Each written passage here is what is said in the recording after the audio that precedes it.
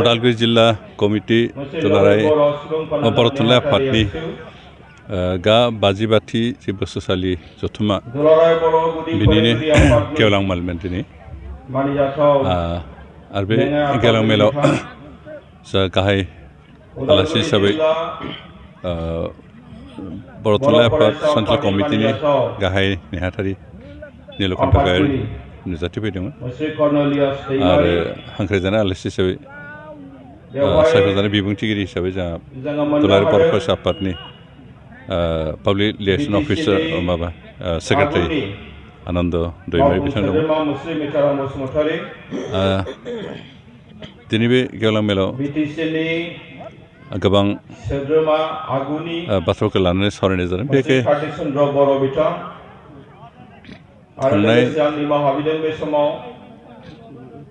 1952 मायथाइनिफ्राय बर' थुनलाइ आफादा जिखिनि खामानि मावदों बर' थुनलाइखौ जौगाखांनो बेफोर बाथ्राखौ गोसोखांलायनायजों लोगोसे आरो फैगौ समफ्राव मा हाबाफारिनि गेजेरजों बर' थुनलाइखौ आरो बर'नि रावखौ फोथांना लाखिनो हागोन बेफोर बाथ्राखौ गोसोखांलायनाय सावरायनाय जादों जिहेतु बर' मिडियाम स्कुलफोरा लासैनो गोमालांनायनि अबस्था दं बेफोरखौ जों बोरै फोथांना लाखिनो हागोन बेफोर बाथ्राखौ दिनै बर' थुनलाइ आफादा सावरायनाय जादों आरो बेनिखायनो जों साफ्रोमबो बर' रायजो राजाफ्रा बर' थुनलाइ आफादखौ अरायसम गोसो लाखिनांगोन मानोना बिथांमोननि नाजानाय हास्थायनायावसो दिनै बर' थुनलाइ बर' रावा थांनानै दं आरो बर' जातियाबो मोनसे गोजौ थाखोआव थांखिनानै दं बर'आ दिनै कनस्टिटिउसननि 8 सिडुलाव हाबदोंबाबो बर'नि रावा खैफोदा दासिमबो जोबाखै गोदान जेंना नुजायो गोदान हेंथा नुजाफैयो आरो बेफोरखौ जों जौस्रांनो बर' थुनलाइफोर बोरै बर' जातिखौ फोथांना लाखिनो बेनि थाखाय जों खामानि मावनो थाखाय साफ्रोमबो बर' मेलेमजों बर' गोरोंफ्रा मावलांनांगोन बेनिखायनो दिनैनि बे गेवलां मेलावबो बेफोर बाथ्राखौ लानानैनो जोंनि गोबां बिबुंथिगिरिफ्रा गाव गावनि आइडियाफोरखौ गावनि सान्थौफोरखौ बुंफोरदों आरो जों आसा खालामदों बेफोरनो बर' थुनलाइफोरखौ थांनानै थानायाव जातिखौ फोथांना लाखिनायाव खामानि मावनो थुलुंगा होगोन जों आसा खालामदों जे दिनै गोबां जेंना नुजाबो बर' थुनलाइ आफादा थांना थागोन बर'नि सानसुमै मेलेमजिफ्रा गोरों गोराफ्रा बर' थुनलाइखौ फोथांना लाखिनो नाजागोन लोगोसे बर' रावखौ फोथांना लाखिनो थाखाय खामानि मावगोन अन्तत जोंनि बर'फ्रा जि मोनसे भुल सानस्रि दं गोरोन्थि साननाय दं जे बर' रावजों फरायबा मोजां साख्रि मोना गोजौ थाखोआव थांनो हाया होननाय बे मोनसे गोरोन्थि साननायखौ जोंनि गोसोनिफ्राय गोजान खालामनानै जों बर' रावजों फरायनानै बोरै जाति सायाव थांना थानो हायो बे बाथ्राखौ साननानै जाहाथे खामानि मावदों दिनै बे 52 उदालगुरि जिल्ला कमिटि बर' थुनलाइ आफादनि गेवलां मेलनि गेजेरजों बेखिनिखौ बोरसा खालामदों मोनसे बिबुंथि बर' रावनि आसामनि नैथि लेंगुवेज नोंथाङा मोनसे स्पिचआव बेबायदि बुंबाय थानायखौ नुनो मोनो ओरैनो थांनाय बिटिआर सुक्ति बे सुक्तिनि गेजेरजों बर'नि रावखौ मोनसे गोजौ थाखो होनाय जादों बेवहाय बे सुक्तियाव बर' रावखौ आसामनि एस'सियेट स्टेट लेंगुवेज हिसाबै गनायथि होदों आरो दिनै बेनिखायनो बे नैथि लेंगुवेज होनना बुंनांगोन जोंनिफ्राय डिमान्डआ बेनोमोन जे बर' रावखौ स्टेट लेंगुवेजआव घोषणा खालामनांगौ होननानै जोंनिफ्राय रिकगनिसन होनांगौ होननानै जों दाबिमोन खिन्थु स्टेट गभर्नमेन्टनिफ्राय बेखौ एसे आसामिस रावजों इकुवेल स्टेटास होनो एसे बोरैबा मोननानै स्टेट लेंगुवेज नङालासे एस'सियेट स्टेट लेंगुवेज लेङाइ रायजो राव हिसाबै नाजावदों आरो बे थारैनो जोंनि थाखाय खोब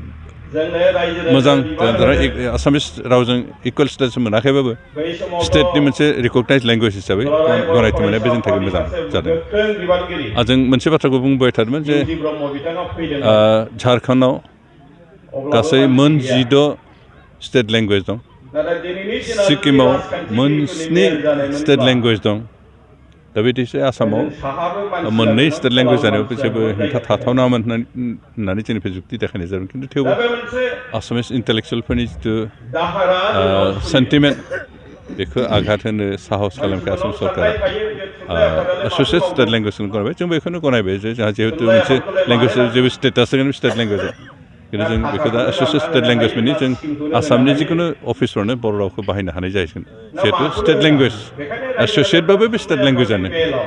बेनिखायनो जोंहा दा एसेमब्लियावबो बर'जों लेक्सार होनो हानाय जाबाय साइनबर्डफोर आसाम एसेमब्लियाव बर' रावजों साइनबर्डफोर लिरनाय जाबाय बेखिनि स्टेटासखौ जों मोनबाय आरो हयथ' किसु समनि उनाव जों बेखौ एस'सियेट सोदोबखौ बाद होनानै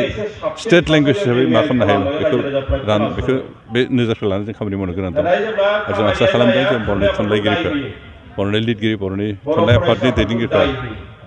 बेखिनि पजिसनहालागै लानो थाखाय खामानि मावलांबाय थागोन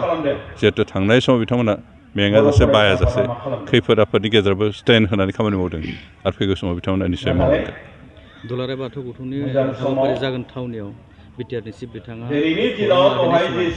सा लोंनायखौनो जौ लोंनाय होननानै महापुर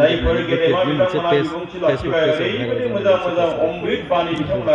पिपिएफनि बाथ्रा मा बुंबावनो बिथांमोना गावसोर लोंग्राखाय मालायखौबो लोंनायखौनो साननानै थाखायो बेनिखायनो बेयाव खर' गरम जानांगौ जेबो बाथ्रा गैया